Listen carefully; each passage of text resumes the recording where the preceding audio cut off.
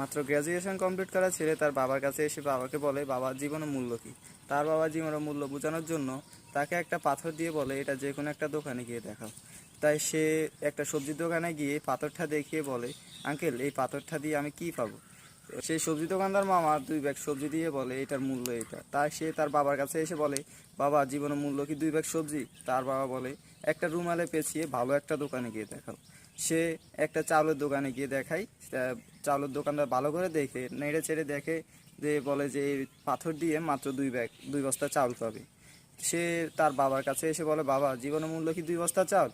তারপরে তার বাবা বলে, ভালো একটা কাপড়ে পেঁচিয়ে ভালো একটা দোকানে যাও। সে বুদ্ধি করে একটি স্বর্ণের দোকানে যায়। স্বর্ণের দোকানে গিয়ে বলে, আঙ্কেল এই পাথরটার মূল্য কি। স্বর্ণের দোকানদার ভালো করে নেড়ে চেড়ে দেখে দেখে বলে, এই পাথরটার মূল্য তো অনেক, আপনি যদি এই পাথরটার মূল্য এসে আমার পুরো দোকানটাই নিয়ে যেতে পারেন। গল্পের চলে হলেও আপনি কোথায় কিভাবে আপনার আত্মসম্মান উপস্থাপন করবেন সেটা পুরোটাই আপনার উপর ডিপেন্ডস করে।